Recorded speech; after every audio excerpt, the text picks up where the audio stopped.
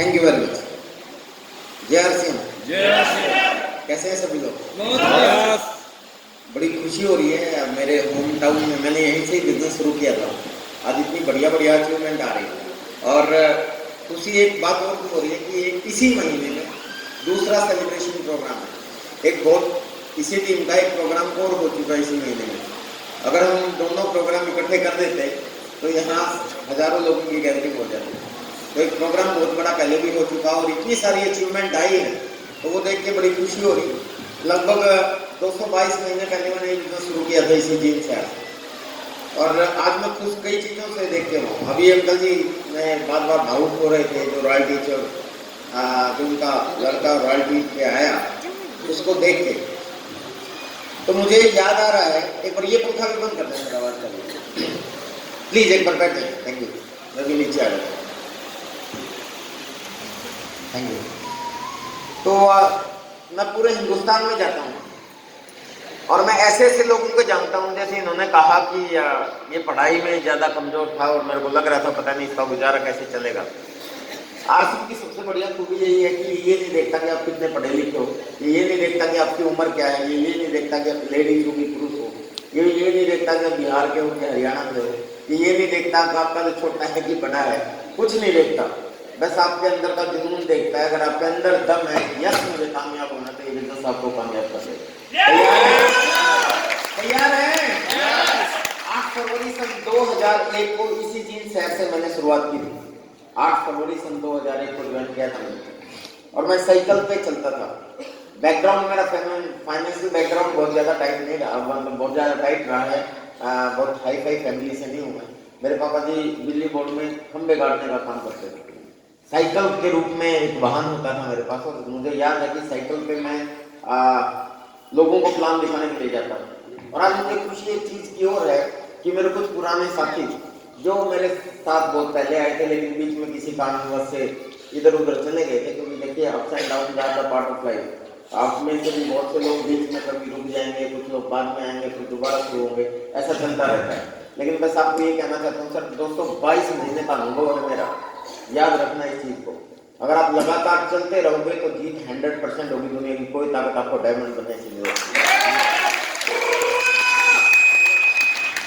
122 महीने में देखा है बहुत से लोगों को, हजारों लोगों को रॉयल टीचर बनते हुए, लीडरशिप बनते हुए, टेक्निकल बनते हुए। आज मेरा टर्नओवर एक महीने का लगभग, अगर मैं अपनी इनकम बताऊं, मेरी फैमिली इनकम आती है बिजनेस से, इस बिजनेस इसकी वजह से। 8 फरवरी सन 2001 कोई ज्यादा समय नहीं हुआ, मात्र 222 महीने। 222 महीने में इस समय मेरी हर महीने की जो फैमिली इनकम आती है वो लगभग 14 करोड़ रुपए की आती है।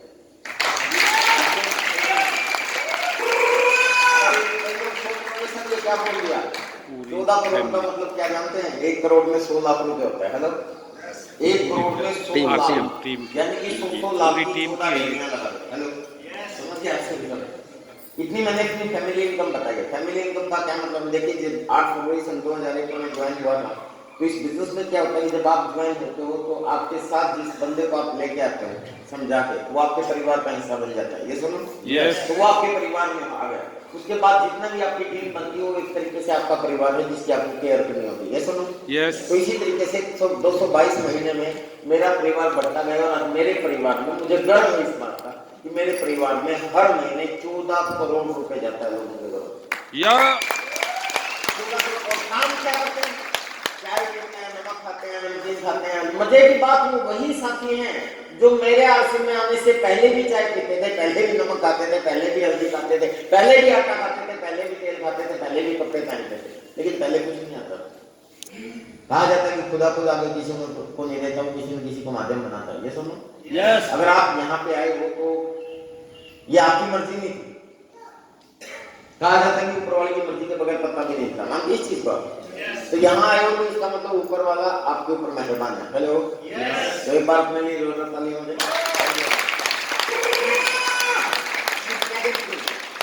सेकंड थिंग, जो बंदा आपको लेके आया, जिसने आपको यहाँ पे इनवाइट है किया है, तो वही है कि वो खुदा खुदा के किसी को नहीं देता, वो किसी न किसी को माध्यम बनाता है। तो आपके लिए जो आदमी माध्यम बनाए पर उसके लिए जोरदार करें। 8 फरवरी सन 2001 कई चेहरे मुझे यहाँ पे ऐसे दिखे जिन्होंने इनिशियल स्टेज पे मेरे को देखा है साइकिल पे धक्के खाते हुए। साइकिल पे खूब लोगों को प्लान दिखाने के लिए मैं जाता था, बहुत से लोग मना भी कर देते थे मेरे को, और धीरे धीरे, बल्कि मेरे बीच में सुखबीर भारद्वाज जी खड़े होंगे सर, इनके साथ मैंने बिजनेस शुरू किया इनिशियल स्टेज पे। मैं साइकिल पे था, इस भाई साहब के पास बाइक होती है, हेलो, मैं इसकी बाइक पे जाकर भी प्लान दिखाया करता। ये अपने काम में बिजी रहे, मैं भी अपने काम में बिजी रहा। आज मैं इस लेवल पे हूँ और इस भाई साहब ने अब शुरू किया। मुझे खुशी है ऐसे बंदों को देखे, अब देखना बहुत जल्दी इनको भी आगे लेके और भी बहुत से लीडर सरकारों के बीच में है। आरसिंह, कहाँ हमारे आरसिंह साहब, ये रामचंद्र मास्टर जी, इनका नाम ही आरसिंह बोलते थे हम लोग। ये भी बहुत इनिशियल स्टेज में हमारे साथ थे, बहुत इसने भी मेरे को आगे बढ़ते हुए देखा है। लेकिन आज मेरे को इनको देख के खुशी हुई कि हाँ दोबारा से इनको समझ में आ गया कि नहीं, अगर आगे बढ़ना है तो आरसिंह से बेस्ट कुछ नहीं है। हेलो, सुरेंद्र जी हमारे बीच में काम, सुरेंद्र जी अब ये ऐसे ऐसे लोग, मतलब मैं देख के बहुत खुश हुआ। Thank you very much sir.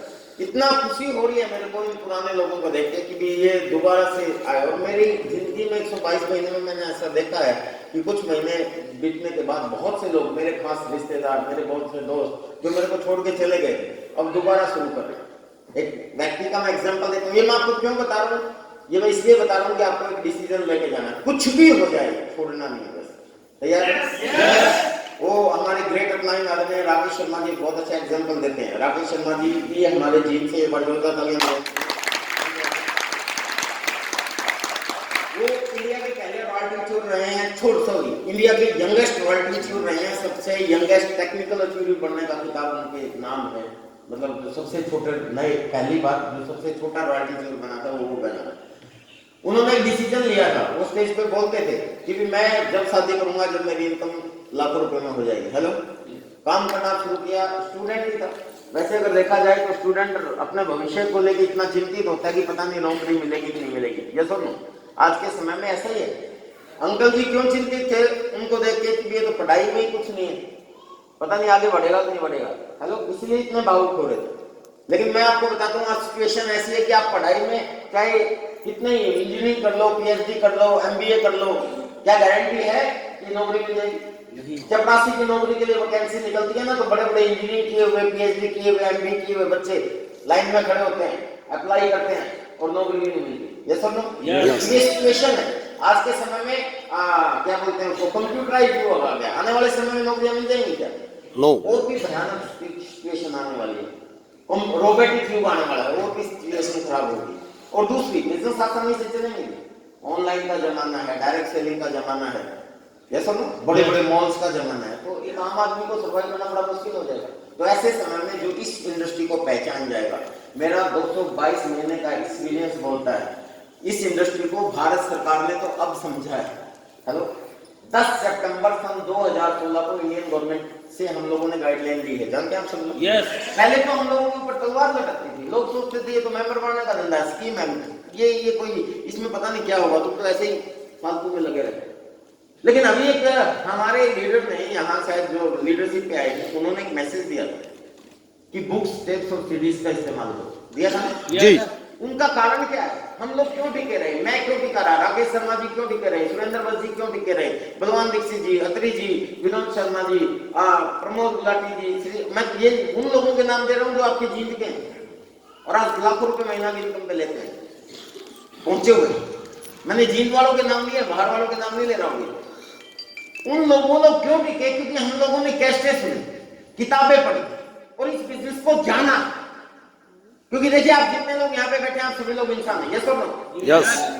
और जो बोल नहीं रहे हो, यस भाई बोलो यार, बोलो, इंसान है, यस। और इंसानों के लिए एक बात सच है कि हमें जब तक किसी चीज की सही जानकारी नहीं होती, वो चीज हमारे लिए फालतू बेकार और बकवास होती है, यस और नो? Yes, reality.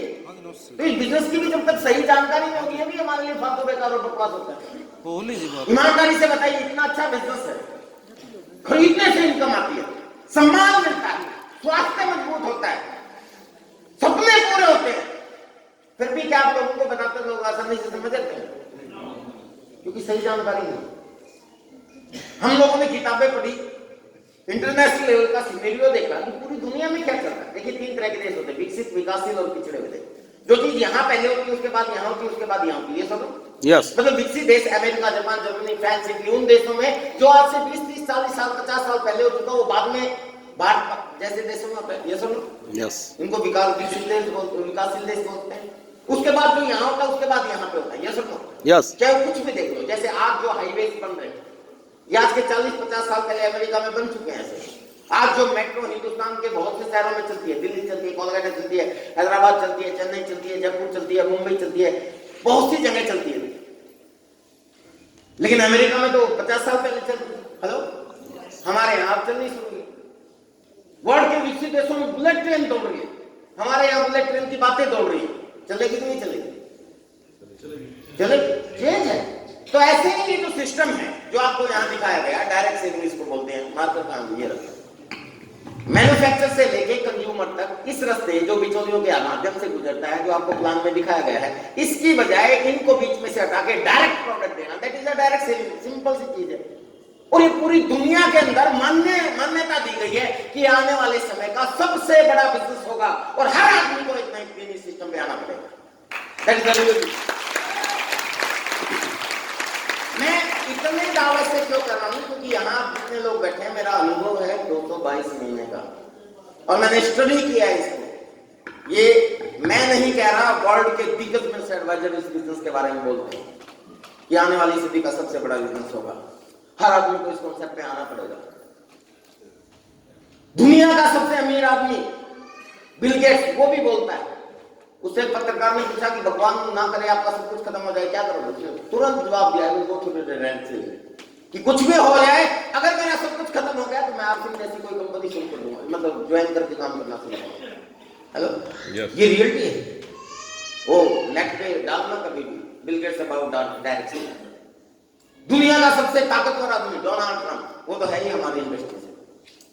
तो दोस्त, मैं आपको ये कह रहा हूं कि आप जिस इंडस्ट्री के अंदर हो, जिस बिजनेस के अंदर हो, ये बिजनेस कोई आम बिजनेस नहीं है, लेकिन आप इंसान हो। जब तक हमें सही चीज की, इसकी सही जानकारी नहीं होती, ये चीज हमारे लिए फालतू बेकार और बकवास होती है। मेरा एक दोस्त है, मैंने आज बुलाया था, पहुंच नहीं पाया। मेरे साथ पढ़ता था ग्रेजुएशन के टाइम पे, रिश्ते में मेरा चाचा लगता है। कल ही वो आया है और वो नवोदय विद्यालय में टीचर है। मैं क्यों बता रहा हूँ उसका, ये आपको समझ में आएगा। इनिशियल स्टेज पे, क्योंकि ग्रेजुएशन हमने साथ की, पढ़ाई हमने साथ की, उसका विजन था कि मैं सरकारी नौकर, मतलब सरकारी नौकरी बने, मेरे को नौकर बोलना पड़ता है, सरकारी नौकरी पे मैं लगूं। उसके बाद मेरे को उसने कहा कि विजय, तुम भी अगर पूरा पढ़ाई की तरफ ध्यान दोगे तो सरकारी नौकरी मिल जाएगी, सफल जिंदगी हो जाएगी। सरकारी नौकरी को हर आदमी अच्छा मानता है, ये सुनो। यस। और जो आदमी डिटरमाइंड होके और मेहनत करता है और कोई टारगेट लेके काम करता है तो वो अचीव भी कर लेता है, ये सुनो। मुझे बड़ी खुशी है कि वो बड़ी मेहनत की, दिन रात एक कर दिया बेचारा, खूब पढ़ता था, चश्मे चढ़ के बड़े बड़े, और आखिर उसको सरकारी नौकरी मिल गई, नवोदय विद्यालय में टीचर बना। जिस समय वो मेहनत करता था उसी समय मेरे को आरसीएम मिल गया। मैंने आरसीएम में मेहनत करनी शुरू कर दी। उसने आरसीएम के बारे में जानकारी नहीं ली, मैंने जान ली ये क्या है। मेरे को समझ में आ गया कि नौकरी इसके सामने कुछ नहीं, बड़े बड़े बिजनेस इसके सामने कुछ नहीं। कोई बंदा करोड़ों रुपए लगा के अगर लाखों रुपए महीना कमाता है, वो भी इसके हमारे सामने कुछ नहीं है। ये बिजनेस हमें वो चीज दे सकता है। मुझे समझ में आ गया, उसके समझ में नहीं आया। उसको एक ही धुन थी, बस सरकारी नौकरी पे जाना है, और वो बंदा सरकारी नौकरी पे लगा। बड़ी खुशी हुई। मेरे को एक दिन उसने कमेंट किया कि विजय, देखा अगर मेरे साथ पढ़ते रहते तो तुम भी सरकारी नौकरी पे आ जाते। नवोदय विद्यालय में टीचर, एमपी में ड्यूटी लगी पिछले लगभग 13-14 सालों से, तो एमपी में। माँ बाप यहाँ पे, वो आना, वो एमपी में। कई लंबे समय तक तो उसकी मैडम भी टीचर थी, वो यहाँ पे और वो एमपी में। हेलो, बढ़िया नौकरी। मतलब उसको देख के मुझे तरस आता था और मेरे को देख के उसको तरस आता था। मेरे को देख के उसको तरस आता था, बेचारा ऐसे ही भटकता फिरता, फालतू के काम करने लगा। लेकिन धीरे धीरे मैं इसमें लीडरशिप पे आया, धीरे धीरे मैं रॉयल्टी पे आया, टेक्निकल बना, एमराल्ड बना, स्टार एमराल्ड बना। आज मैं सफायर के लेवल पे। आज के लगभग 2 साल पहले की बात है, मेरा भोपाल में प्रोग्राम था। प्रोग्राम खत्म करने के बाद वो वहाँ सुजालपुर नाम की एक जगह, वहाँ नवोदय विद्यालय में टीचर है, इंग्लिश टीचर। मैं उसके पास गया। मैं उससे बात करने लगा, यकीन मानिए सच्ची घटना है, रोने लग गया बंदा। मैं बोला विजय तुम सही कह रहे थे, नौकरी करते करते इतना परेशान हो गए ना, मतलब ऐसा समझ में नहीं आ रहा, ना घर का हूँ ना वो जैसे धोबी का कुत्ता, ना घर का ना घाट का। मतलब वो रोने लगा। यूं बोला कि मैं देख रहा हूँ कि इतनी बड़ी उम्र होगी, 40 क्रॉस कर दिया मैंने, मेरी सारी जिंदगी गधे की तरह यही इस कुएं के मेंढक की तरह इसमें बीत गई और आज तक मैं कार नहीं खरीद पाया। और आपको मैं देख रहा हूँ पूरी दुनिया में घूमते हो, गाड़ियां बदलते रहते हो, लाइफस्टाइल इतना शानदार है, काश मैं भी आपके साथ हुआ। मैंने कहा जब जागो तभी सवेरा। आपने भी पढ़ा है, मैंने भी पढ़ा है। हेलो मैंने अभी कुछ नहीं आया उसमें, अब शुरू काम किया आज से लगभग 1 साल पहले। अभी रॉयल्टी पे है वो बंदा और बहुत जल्दी टेक्निकल पे भी आएगा। हेलो तो दोस्तों मैं आपसे ये कहना चाहता हूँ कि आप इंसान हो, इस चीज को समझें, और जब तक हमें किसी चीज की सही जानकारी नहीं होती वो चीज हमारे लिए फालतू बेकार और बकवास होती है। आप इस बिजनेस को जबरदस्त तरीके से शुरू करें। ये बिजनेस आपको वो दे सकता है जो आपका कोई काम नहीं दे सकता। Hello yes. आज मैं गारंटी देता हूँ, मुझे गर्व है इस बात का, क्योंकि मैं जीन का हूँ और जीन में ये बात बोल रहा हूँ आप लोगों को। अभी शुरू भी नहीं हुआ। कई लोग तो मेरे पास मिलते हैं जो पुराने साथी, वो कई बार मेरे को कहते हैं कि सर आपने तो 18 साल पहले शुरू कर दिया था, इसलिए आप यहाँ पे पहुंच गए। मैंने कहा भाई अब भी जानकारियों की कमी है। मैं इस समय भारत के अंदर एक एसोसिएशन है डायरेक्ट सेलिंग की, जिसको बोलते हैं FDSA, federation of direct selling association. 10 सितंबर सन 2016 को इंडियन गवर्नमेंट ने गाइडलाइन इशू की, वो इस फेडरेशन के माध्यम से अपने को मिली। RCM की फाउंडर मेंबर है इसकी। एक फेडरेशन है DSDW, direct selling distributor welfare association, जो 50 से हमारी कनेक्टेड है। इसका मैं वाइस प्रेसिडेंट हूँ RCM की ओर से, जिसकी वजह से मुझे नेशनल और इंटरनेशनल लेवल की डायरेक्ट सेलिंग की बहुत सी मीटिंग्स में बैठने का मौका मिलता है। मैं ये आपको क्यों बता रहा हूँ, इसे समझने की कोशिश करना। मैं दुबई तक सेमिनार अटेंड करने के लिए गया हूँ। आप यहाँ जैसे आए हो ना सेमिनार अटेंड करने, मैं दुबई तक सेमिनार अटेंड करने के लिए जाता हूँ जो इंटरनेशनल लेवल के प्रोग्राम होते हैं। वहां मुझे जो डाटा पता चला इस डायरेक्ट सेलिंग का, भाई साहब इतना हैरान हुआ मैं कि भारत में ये बिजनेस अभी शुरू भी नहीं हुआ। हेलो अब जितने लोग हैं ना यहाँ पे, अभी RCM बिजनेस हो या ये इंडस्ट्री हो, हिंदुस्तान में तो शुरू भी नहीं हुई। ये डाटा बताता है international world federation of direct selling association का डाटा बताता है। तो उस लिहाज से जो लोग अब इस बिजनेस के अंदर जबरदस्त तरीके से अगर मेहनत कर गए, मैं कहता हूँ आने वाली पीढ़ी आपको याद करेंगे। मेरे ग्रेट गुरु हमारे एक दादा गुरु हैं आदरणीय BC छाबड़ा जी, उनके सेमिनार सुन के हम यहां तक पहुंचे हैं। वो अपने सेमिनार में एक बहुत अच्छी बात बोलते हैं कि मानव जीवन भाग्य से मिलता है, कि आप दुर्भाग्यशाली नहीं हो, आप भाग्यशाली हो क्योंकि आप इंसान बने हो। आपको 2 टांगों के ऊपर वाले ने भेजा है, क्योंकि वो चाहता तो 4 भी लगा सकता था। ये समझ कोई ना कोई डंडा लेके पीछे भाग रहा होता है, हेलो, या एक भी नहीं लगाता, ऐसे घूम रहे होते फिर कहीं ना कहीं।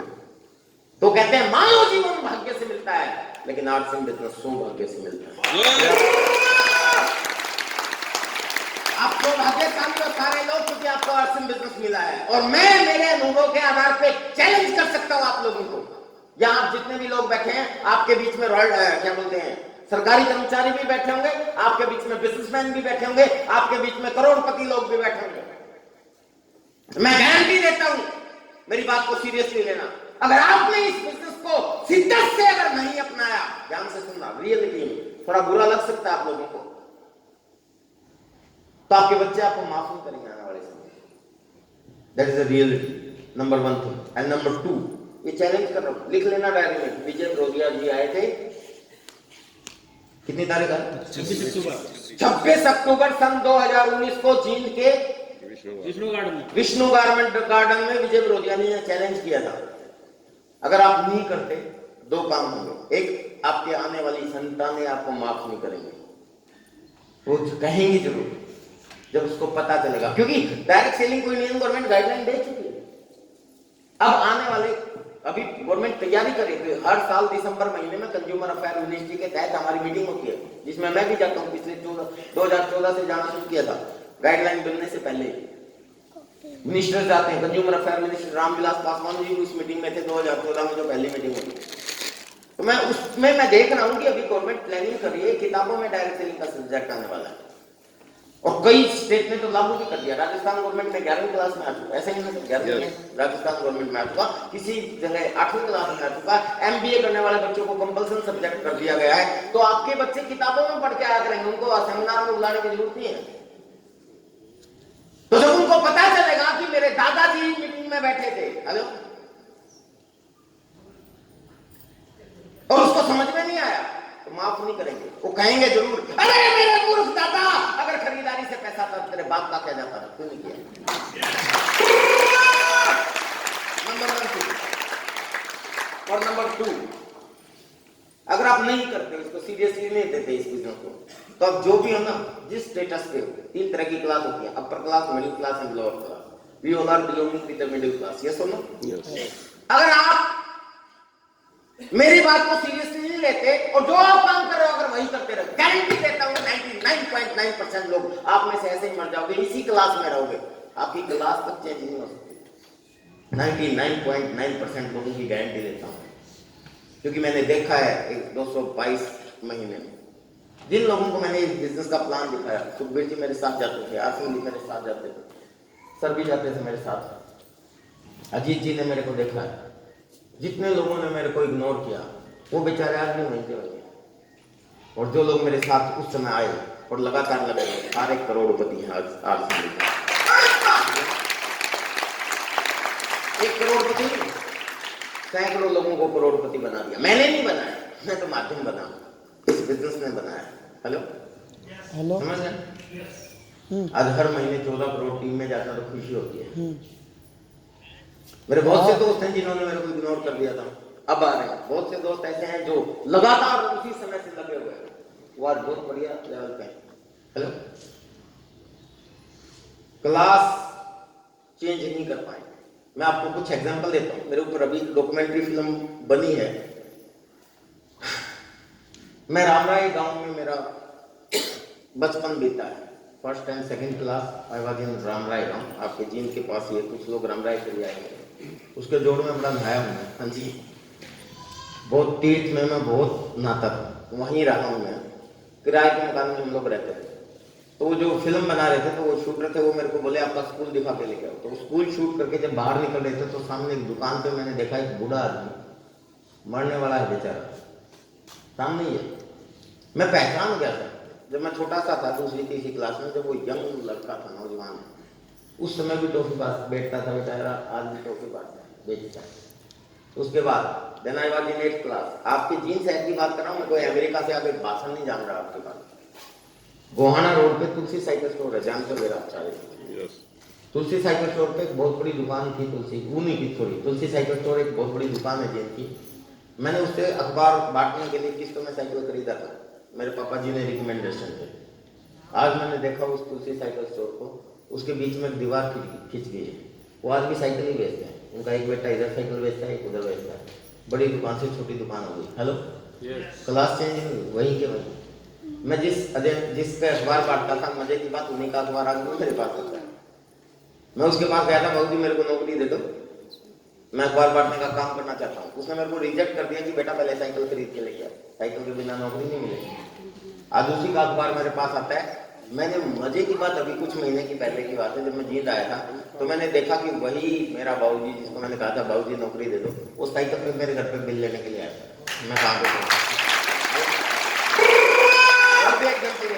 मेरे घर के सामने एक टीचर रहता है, अभी हालांकि जींद में हूँ, मुझे बोलना नहीं चाहिए, मैं नाम नहीं ले रहा, लेकिन सामने तो इधर भी हो सकता है, इधर भी हो सकता है। चारों तरफ टीचर है, इसलिए कोई खतरा नहीं है, कहेंगे आप बेइज्जती करते हैं। तो मेरे सामने एक अध्यापक, उसको मैंने इनिशियल स्टेज पे देना है, अब बिलो स्टार पिन अचीवर, मैं स्टार पिन से भी नीचे था, तब मैंने उसको प्लान दिखाया। वो मेरे को देख के ईगो में आ गया, मैं टीचर सरकारी और तुम प्राइवेट टीचर, मेरे पास मोटरसाइकिल, तेरे पास साइकिल। हेलो, ये बिजनेस क्या कर रहे हो? इग्नोर कर दिया, कोई बात, मैंने भी इग्नोर कर दिया, क्योंकि मैंने एक चीज सीखी है इस बिजनेस में, बता दूं? आप भी याद रखना, इंसान है ये आपने माना है, ये सुनो। और इंसानों के लिए बात सच है कि हमें बड़ी बड़ी बात और अच्छी बात एकदम से कभी भी समझ में नहीं आती, ये सुनो। तो आप लोगों को बताओगे तो लोगों को समझ में नहीं आने वाली एकदम से, लेकिन आती जरूर है। तो एक फॉर्मूले पे काम करना, जो मैंने किया था, प्लान दिखाओ, आता है तो बेस्ट, नहीं आता तो नेक्स्ट। हेलो, कर सकते हैं? आता है तो बेस्ट, अदरवाइज नेक्स्ट, आता है तो बेस्ट, अदरवाइज नेक्स्ट। इस फॉर्मूले पे अगर आप काम करते रहे तो इस बिजनेस में डायमंड जरूर बनोगे, दुनिया की कोई ताकत नहीं रहेगी। रीजन क्या है कि आपको क्या लगता है हिंदुस्तान में लोगों की कमी है? भाई साहब गर्व की बात है कि हम हिंदुस्तान में, क्यों गर्व की बात है? बहुत से लोग देश छोड़ने के लिए तैयार हो जाते हैं, बहुत से लोग को मौका मिलता है ना अमेरिका भाग जाते हैं। और जो मेरे बहुत से साथी हैं आजकल जो फ्रेंड बने हुए हैं जो अमेरिका में रहते हैं, वो कई बार कहते हैं कि कुछ नहीं लिया। आइए ठीक है भी, हाँ आप सोशल साइट पर बड़ी बहुत लोग बकवास करते हैं हिंदुस्तानी और राष्ट्रवाद और पता नहीं क्या, लेकिन मौका अगर मिले तो सारे लोग भागने के तैयार हो जाएंगे। Reality is this. तो बहुत से लोग कहते हैं अमेरिका ये पुराना देश ये। मैं कहता हूं सर हमारे बिजनेस के लिए सबसे पूरे वर्ल्ड के अंदर सबसे बढ़िया सुटेबल कंट्री अगर कोई है तो हिंदुस्तान। ये I am not motivating you, मैं आपको मोटिवेट नहीं कर रहा, रियल डाटा के आधार पर मैं आपसे बात कर रहा हूं। क्योंकि हिंदुस्तान में अभी ये बिजनेस शुरू भी नहीं हुआ है और यहाँ डाउनलाइन की कोई कमी नहीं। कमी है क्या? कितनी है? 135 करोड़। हाँ लगभग 150 करोड़। हेलो, जब तक आप शुरू करोगे 150 करोड़ हो जाएंगे। हेलो समझ रहे हैं? 150 करोड़ लोग हैं भाई साहब, कितने लोगों को प्लान दिखाओ, कितने लोग मना करें, कोई टेंशन नहीं। हेलो, लोगों की अपने हिंदुस्तान में कोई कमी नहीं है, बस आपका डेडिकेशन चाहिए। तैयार है? यस। और ये बिजनेस आपको दे क्या सकता है सर? वही दे सकता है जो आपने अभी देखा। जिन लोगों को यहाँ ट्रॉफी मिली, सम्मान मिला, एक बार कौन सबके लिए बहुत बहुत मुबारक, उनके परिवार को बहुत बहुत मुबारक। और आप सब लोगों को भी दिवाली की बहुत बहुत शुभकामनाएं। मेरे को कहा गया था कि सर दिवाली है, लोगों को जल्दी घर पे जाना है, तो इसलिए मैं भी थोड़ा सा फास्ट लूंगा, लेकिन मैं आपको बता रहा हूँ सर, ध्यान से समझना इस चीज को। 8 फरवरी सन 2001 से लेके आज तक बहुत से लोग मेरे को कहते हैं कि सर आपने पहले कर लिया, पर मैं जब ये डाटा देखता हूँ तो आपको एक डाटे की तरफ नजर डाल के बताता हूँ। ये मेरा डाटा नहीं है, मैंने आपको मोटिवेट करने के लिए नहीं बनाया, मैंने world federation of direct selling association का डाटा है, मेरा नहीं। हालांकि इस डाटे एक और एजेंसी का डाटा है, उसका डाटा थोड़ा सा भिन्न है, बाकी बराबर है। क्या है इसमें? वर्ल्ड के टॉप 10 कंट्री जिसमें डायरेक्ट सेलिंग का बिजनेस बहुत ज्यादा है, उनकी अगर लिस्ट देखी जाए तो सबसे नंबर 1 पे अमेरिका, और एक दूसरी एजेंसी कहती है नंबर 1 पे चाइना। अभी उज्जवल पाटनी का प्रोग्राम था हमारे आरसी में, 5 स्टार होटल में दिल्ली, पिछले कितनी तारीख को था? अभी था, पिछले ही महीने था, पिछले महीने था कि इसी महीने था? हाँ इसी महीने का 5-6 तारीख के आसपास, हाँ 10 तारीख से 10 तारीख को था। उन्होंने एक डाटा बताया, उसमें चाइना नंबर 1, और मेरे को जो world federation of direct selling का डाटा बताता है कि अमेरिका नंबर 1 पे। दोनों बराबर चल रहे हैं, थोड़ा सा वो आगे थोड़ा सा। मजे की बात यह है कि अमेरिका नंबर 1 पे समझ में आता है क्योंकि 70 साल से लोग वहां पे प्लान देख रहे हैं। हेलो यस, 70 साल हो गए भाई साहब प्लान दिखाते हुए लोगों को कि भी इस रास्ते की बजाय इस रास्ते से खरीदारी करो, आपका भविष्य बनेगा। 70 साल पुराना बिजनेस है, समझ में आता है। अपना पड़ोसी चाइना, ये रहा पीछे, ये नंबर 1 और नंबर 2 नंबर पे है। मजे की बात, टॉप 10 में इंडिया नहीं है, 10वें नंबर पे रशिया है 2%, यहाँ 18% और 13% की भागीदारी के साथ ये नंबर 1 नंबर 2 पे चल रहा है। इन बीच में कहीं भी भारत का नंबर नहीं आता, किसी में यहाँ इतना इतना इतना इतना बिजनेस है। भारत आता है एक डाटे के अनुसार लगभग 100 से भी आगे, 135 या 36वें नंबर पे आता है, ऊपर नीचे चलता रहता है। वहां का एग्जैक्ट डाटा नहीं, लेकिन टॉप 10 में नहीं। अब मैं ये बात आपको क्यों बता रहा हूं? आपका कॉन्फिडेंस लेवल हाई करने के लिए कह रहा हूं। जबकि भारत के अंदर जो जमीन है वो इतनी फर्टिलाइज है हमारे बिजनेस के आधार पर। क्यों? क्योंकि 135 करोड़ लोग हैं यहाँ, और यहाँ दुनिया का सबसे बड़ा बाजार कहा जाता है भारत को। ये सब biggest market for the whole world, पूरी दुनिया का सबसे बड़ा बाजार है हमारा इंडिया। लोग बहुत खरीदारी करते हैं, पूरी दुनिया हमारे यहाँ बाजार करना चाहती है। अंग्रेज भी यहाँ बाजार करने के लिए आए थे, ये सब बिजनेस करने के लिए आए थे, और हम क्या यहाँ पे रह के बिजनेस नहीं कर सकते? आज मेरी टीम का इनकम एक महीने की 14 करोड़ आती है, कुछ लाख तो मुझे आती होगी। हेलो कुछ लाख मुझे भी आती होगी। आने वाले समय में अगर मैं इस दुनिया से भी चले जाऊं, करोड़ों रुपए महीना भी आएगी और 100 करोड़ रुपए महीना भी आएगी। इतना ज्यादा पोटेंशियल है इसमें, लेकिन इसको आपको समझना पड़ेगा। Challenges are the part of life, challenges life में रहेंगे, और सबसे बड़ा चैलेंज यही रहेगा कि आप जब लोगों को बताओगे तो लोगों को समझ में नहीं आएगा। हेलो लोग मना करें। मेरे को बताइए कौन सा ऐसा काम है जिसके अंदर चैलेंज नहीं है? हेलो हमारे लीडर बोलते हैं कि माना कि हमारा काम और कामों से मुश्किल है, माना, वैसे है नहीं मुश्किल। सॉरी, अमित शाह देश हमारा, जय भारत, जय आसिया। सॉरी, मैं साइलेंट करना भूल गया, इसको साइलेंट कर देते हैं, हम डिस्टर्ब करेगा ये। हाँ, क्या बोल रहा था भाई? हाँ, हमारे एक लीडर हैं, उन्होंने बोला था बहुत पहले इनिशियल स्टेज पे, जब मैं स्टार पिन से भी नीचे था, एक सेमिनार में, हालांकि है नहीं, क्योंकि खरीदारी करनी है और अच्छा लगे तो तारीफ करनी, ये दो काम ही करने। कोई पैसा नहीं देना, कोई रिश्वत नहीं देनी, सामान खरीदना है, खाना है, स्वस्थ रहना है, लोगों को स्वस्थ बनाना है, ये कोई मुश्किल काम नहीं है। लेकिन फिर भी कई लोगों को ये मुश्किल लगता है कि यार किसको कहूंगा। हेलो, वो आदमी मना करेगा, अरे भाई साहब, लोग चपरासी की नौकरी करने के लिए अप्लाई करते हैं और बॉस भी डांट खाते हैं, उससे तो बहुत आसान है। हेलो, लोग क्या कहेंगे सबसे बड़ी बीमारी है। तो वो कहते हैं कि अगर आप लोग ये कहते हो कि मुश्किल है भाई बाकी काम से, नौकरी करना आसान है, ये काम करना मुश्किल है, मुझे नहीं लगता, लेकिन माना मुश्किल है। वो कहते हैं कि माना कि आम जो काम है उनसे ये 100 गुना ज्यादा करना मुश्किल है, लेकिन उनसे 1000 गुना ज्यादा करने लायक है। हेलो, अभी सरवण जी ने रॉयल्टी चीज को प्रमोट करते हुए रॉयल्टी की बात की थी कि मोहम्मद रफी जी का एग्जाम्पल दिया, लेखक गायक साइंटिस्ट का एग्जाम्पल दिया। हेलो, एक बंदे ने मेरे को एक बार पकड़ लिया बाहर, यूं बोले सर एक बात बताओ, आप रॉयल्टी में कहते हो लेखक को मिलती है रॉयल्टी, गायक को मिलती है, साइंटिस्ट को मिलती है, लेकिन इनकी रॉयल्टी तो खतरे में आ गई। मैंने कहा क्या हुआ? यूं बोला जी मोहम्मद रफी जी के गाने हमारे पापा जी सुनते थे, हम भी सुनते हैं, कोई गारंटी है हमारे बेटे सुनेंगे? उनको तो रैप पसंद है, वो वाला है ना, ये सब आजकल के गाने हैं जो वो वाले, तो उनकी रॉयल्टी तो खतरे में आ गई। भाई एडिशन ने बल्ब बना दिया और उसकी रॉयल्टी मिलती है उसको, लेकिन इस हॉल के अंदर एक भी बल्ब नहीं। हेलो, एलईडी का जमाना, SCFL का जमाना आया, अब ये भी खत्म होगी, फिर एलईडी का जमाना आ गया, ये सब ना, उनकी भी रॉयल्टी खतरे में। गायक की रॉयल्टी खतरे में, साइंटिस्ट की रॉयल्टी खतरे में, लेखक की रॉयल्टी भी खतरे में। जरूरी नहीं कि उनको आने वाली पीढ़ियों को उनकी पसंद आए, लेकिन हमारी रॉयल्टी खतरे में है। सबसे अच्छी रॉयल्टी आर्ट्स देता है। क्यों? यहाँ कपड़े पहनने से, नहाने धोने से कपड़ा वो इनका रॉयल्टी मिलती है। आपको क्या लगता है आने वाले समय में लोग कपड़ा पहनना छोड़ देंगे? छोटा बड़ा तो हो सकता है अकॉर्डिंग टू फैशन, लेकिन छोड़ नहीं सकते। या नहाना छोड़ दें, नहीं छोड़ेंगे। पर मानना, मैं तो हमेशा आपकी तरफ होकर बात करता हूं, मानना कि आप तक छोड़ भी नहीं, पॉलिथीन पहनने का फैशन आ जाए फिर क्या होगी? कोई बात नहीं, आपसे में पॉलिथीन नहीं है। हेलो, यस, अपने को कोई टेंशन नहीं, यहाँ कोई टेंशन नहीं, तैयार है? यस। तो भाई साहब उन्होंने बोला था कि ये 100 गुना ज्यादा करने लायक नहीं है, और मैं सर सिक्योरिटी का एक पॉइंट